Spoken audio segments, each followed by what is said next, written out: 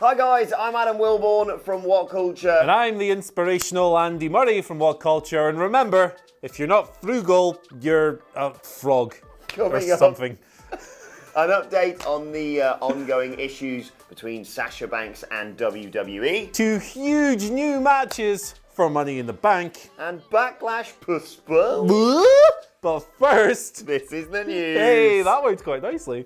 Anyway, we've got a big story to kick things off. It is here, finally. Almost 2 decades after the conclusion of the Monday Night Wars, the new wrestling war is upon us. That's right, Vince McMahon is in the trenches. He's getting bloody, he's getting gangrene and all that other good stuff, and he's not coming up until he has Tony Khan's head in his grasp. Because WWE and AEW are definitely not at war, but this story kind of suggests that there's a lot going on between the two. So, basically, the long-winded introduction was to lead to this. Kurt Angle and The Undertaker have pulled out of their scheduled appearances at Starrcast per WWE's edict. Now, this is down to new contracts that the duo signed with WWE quite recently that had clauses in them greatly restricting what they can do outside of Vince McMahon's promotion. Anti-AEW contracts, let's call them. I mean, that's basically what they are. So obviously, while we started with a big jokey spiel about wrestling wars and all this other silly nonsense,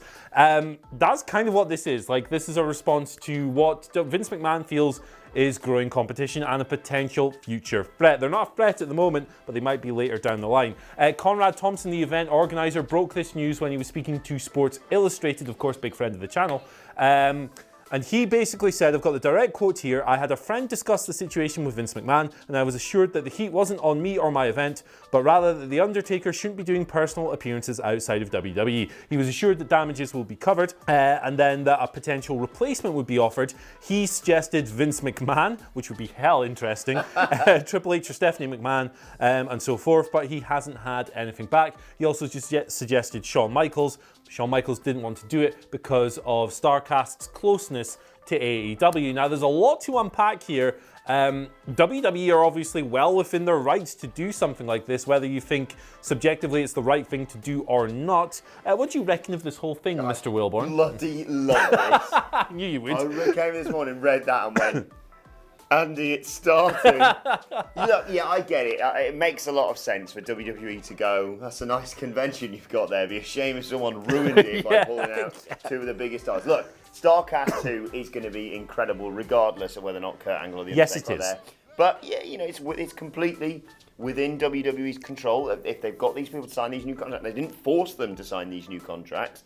If they sign the new contract and they have this restriction placed in them, then it's fair enough that they remove them. But it is another sign, I know people keep arguing about it in the comments, that WWE are at the very least concerned about the attraction of AEW. Yeah, I mean, it's competition. Like, you can argue it all you want, but it is competition. That's what competition is. One of the definitions of the word is the forcing an outside entity to do other things. That's what WWE are doing. They've been forced to change their signing policy. They've been forced to lock talent up to these crazy big money contracts. They are now going out of their way to deliberately shut down things like Kurt Angle and The Undertaker appearing at outside events.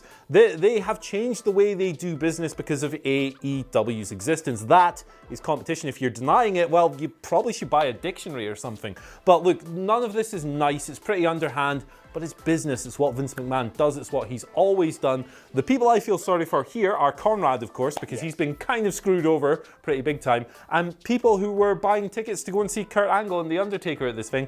I mean, there's going to be plenty great guests at Starrcast. It's going to be one hell of a thing. But I imagine a lot of people were really looking forward to seeing The Undertaker in this one-of-a-kind scenario, and now it's kind of gone. The other side of this, good news for Starrcast, is that they are preparing to announce a big name that has never done anything like this before, which is extremely interesting and should be another big selling point in itself. But it's just a shame for Conrad and the fans that Taker and Kurt won't be there. Yes, but this is surely the start of something much bigger. Moving on.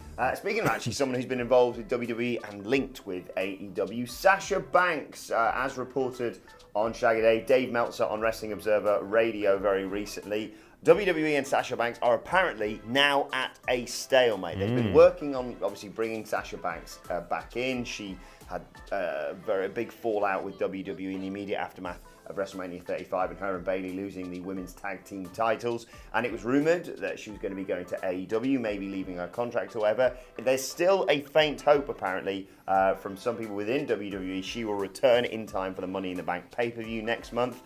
But as of right now, it's not really getting anywhere.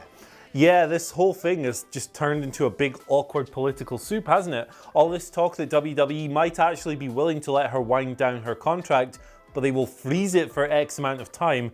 So they're basically going to Neville her. Yeah. If she doesn't come back to television, they're going to try and Neville Sasha Banks, which from their point of view, I mean, again, it's nasty, it's kind of underhand, it's kind of low, but it's business. It kind of makes sense for WWE to do that, because if Sasha Banks goes elsewhere, she's a big, big asset for a company like AEW. But I'm incredibly biased. I'm a huge fan of Sasha Banks, and I think this should be used as a catalyst for hopefully a heel turn within WWE. I think if you bring her back as a dominant heel, you've got, we'll get to what happens with Becky Lynch in a second, but let's say she gets past those two hurdles, you've got a ready-made, huge opponent who ran Ronda Rousey incredibly close at the Royal Rumble. Great match. And would undoubtedly, be a big 4 pay-per-view match for Becky Lynch. You build her up, she runs through loads of people, she maybe even have that blow-off feud that we keep wanting with Bayley, and then you put her in there as a huge heel opponent for someone like Becky Lynch. I think she'd be fantastic.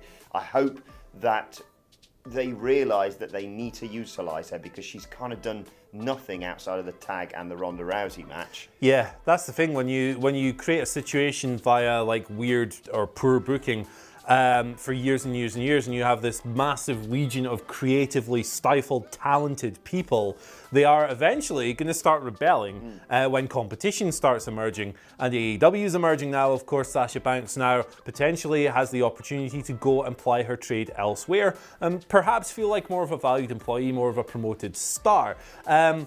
The point you make about turning heel in WWE is excellent. I think that would be absolutely fantastic, particularly on Raw at the moment. That division has been left very, very thin following the Superstar shakeup.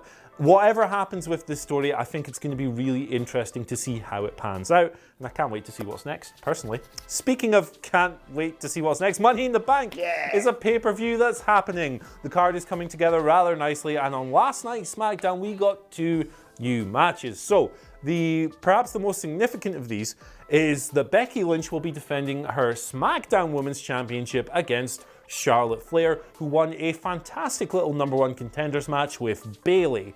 So Becky, as things currently stand, will be defending both of her belts on the same pay-per-view. Charlotte for the SmackDown belt, Lacey Evans for the Raw belt. They've cleared up the confusion as to what would be happening. Lacey Evans was talking about challenging for both belts, which was a bit wacky.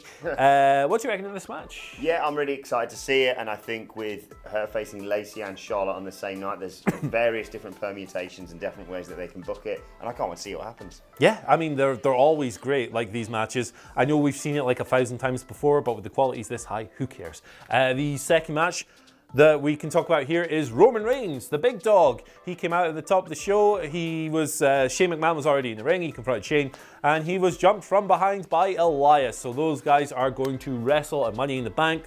Elias kind of seems like the perfect stooge heel for Roman to absolutely crush on his road back to the top. Yeah, and I really liked the storyline involving Shane, obviously with Roman turning up on SmackDown last week and chinning his dad. It makes sense, and like you say, it's the perfect first feud for Roman on the blue brand. Absolutely. And heel Shane has been an absolute delight so far.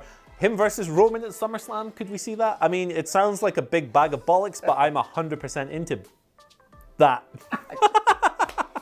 Just love this. God, who'd say it's someone else's dad? Yeah. Final story of today concerns Backlash, which has now been postponed. Only sort of, I suppose. It's been reported by Dave Meltzer on Wrestling Observer Radio. It's been postponed until 16th of June. Yes, correct. No, sorry. Backlash has been pushed back to the 23rd of June. It was going to be on the 16th of June, but due to WWE's next Saudi Arabia show, which is taking place on the 7th of June, they've pushed it back a week so we don't just get bombarded with pay-per-views like we did a couple of years ago. This makes sense. Yeah, absolutely. You've got to give these things room to breathe. There will probably be a lot of huffing and farting coming out of the Saudi Arabian pay-per-view, because it is a Saudi Arabian pay-per-view. People will be up in arms. Justifiably so in some cases. There'll be a lot of press to cover. Backlash really would have been smothered. It's a B-level pay-per-view. It's a pay-per-view that doesn't really have the best reputation over the past few years. I know it's not one of your personal favourites, Adam Wilbur. So pushing it back does make sense. Here's hoping that leads to a Backlash that doesn't suck for once. I just hope they don't decide to, book big feuds for Saudi Arabia and then have to rebook bigger feuds for 2 weeks after that. I think they should just have feuds that are going to be taking place in Saudi Arabia, your big banter matches, and then other matches that you've been building for the time between Money in the Bank and Backlash. Just have that Backlash. Exactly.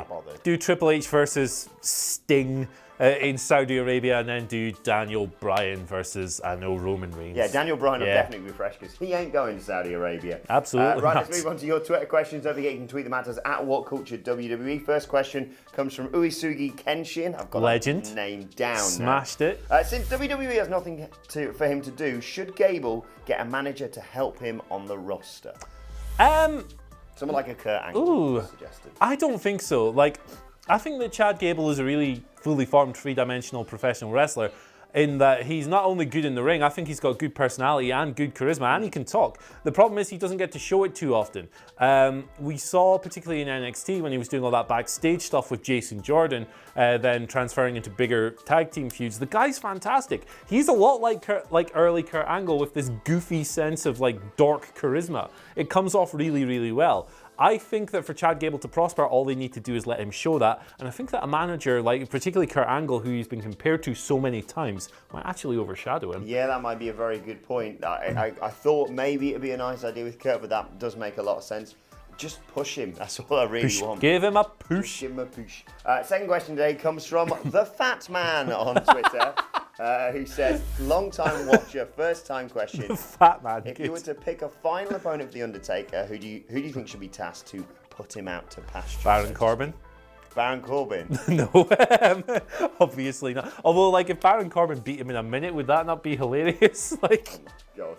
Legitimately a final opponent for The Undertaker. You're probably not going to get a great match out of The Undertaker ever again. Even asking for the spectacle is kind of tough now because the aura, the presence only really transforms live. You only really feel it when you're in the building these days. It doesn't really come off on TV anymore. It's actually a really tough question. And while we can say these darker characters like Finn Balor and Aleister Black and all this stuff, the appeal, if you're watching on tape, just wouldn't be there. But if you want to use him to put over a younger star, then absolutely go for Finn Balor's not a young man, but it'd be a shout. We definitely, I think we booked this right in the build to WrestleMania. Whoever it was who works here, he says, just have Demon Finn Balor come in and destroy The Undertaker in 2 minutes. Take what's left of his broken, mystique and stuff. It's sad, but there's nothing left. Yeah. Final question today comes from Big Z on Twitter, who says, Seth Rollins has been teased at getting a little heely with low blows and such. Do you see him turning heel properly in the AJ Styles feud, leading to heel Rollins versus face Ambrose? Take the first half of that question. Yeah, the question was going so well until the end. I could absolutely see Seth Rollins turning heel. I know him winning at WrestleMania was this big crowd-pleasing, fan-servicey moment. But Seth, I might be in the minority with this opinion, but I think he's really dry as a babyface. I'm not convinced by the I'm Seth freaking Rollins and I'm here to burn it down, all that. I don't know, I find it really unconvincing. Now, when he was a heel, he was a sniveling little bell end. It was quality. So why not turn him against AJ? One of them's probably going to have to do it. They can't string this thing on for too long with them both as these kind of babyface characters. Yeah, I think it makes sense. We were talking about this on the Raw Review podcast yesterday, about the fact that I'm absolutely fine, despite the fact we moan about it all the time, we're seeing 3 pay-per-view matches between Seth Rollins and AJ Styles because they're just bloody brilliant wrestlers. They'll be good. But yes, you need some nuance to it and some changes in between them. And I think I like babyface Seth Rollins. Most people do, to be fair. But there's just so much more scope for him being a heel, and quite a lot of areas that he didn't really explore. Like you said, he was a little bit of a bitch when he was WWE champion before because he was, part of the authority. Whereas now, if he was just a git champion, that's what you want to see. Keep the cackle, keep that. Yeah. But just have him be a bastard. That's what I've got. But yes, and then to find a victory, and him being, oh yeah, I'm a bastard, I'm still the champion. Out comes Dean Ambrose. That's what's going to bring him back. That or Shane McMahon beating up Roman Reigns. I'm not going to walk off set. I'm not going to walk off set. I'm not going to walk off set. Let's move on to today's, and finally, and this was shared on Reddit Squared Circle. You might have seen this yesterday. Have you ever wondered what's really written on those contracts that they sign in the ring? You know, it's like, it says, the one it says here is Triple H versus Brock Lesnar, the hold harmless agreement from SummerSlam. You're going to have a wrestling match. So on it says, this will, let it be known this match will take place at SummerSlam at this date in this venue, right? But then, they flip it over and it says Triple H, Brock Lesnar, and they sign their name underneath it on like the third page or whatever. Someone has found one and zoomed in, and I think this is like it says part V, but I assume it's part 5 in Roman numerals. Just going to read this verbatim for you. You have to zoom in. World Wrestling Federation is a creative genius. The whole creation of the universe was fashioned by his ever-toiling hands. All living mortals praise his name and image. Now, this could quite easily be bollocks. But World Wrestling Federation. I absolutely love it, because I can 100% believe that that's what it says. Even though it says World Wrestling Federation. I hope that's real. Oh my God. Let us know what else you think they write in those contracts they sign, because there's just going to be some banter to pop the boys. Biggity banter. Yeah, it is. Let us know your thoughts on that and all of today's news stories in the comment section below. And don't forget to like, share, and subscribe, and send us Twitter questions at WhatCulture WWE. Whilst you're there, follow myself and Andy. You can follow him at Andy H. Murray. The H stands for heroic. You can follow me at Adam Wilborn. You can follow us all at WhatCulture WWE. As I said, my thanks to Andy. Thank you for watching, and we will see you soon.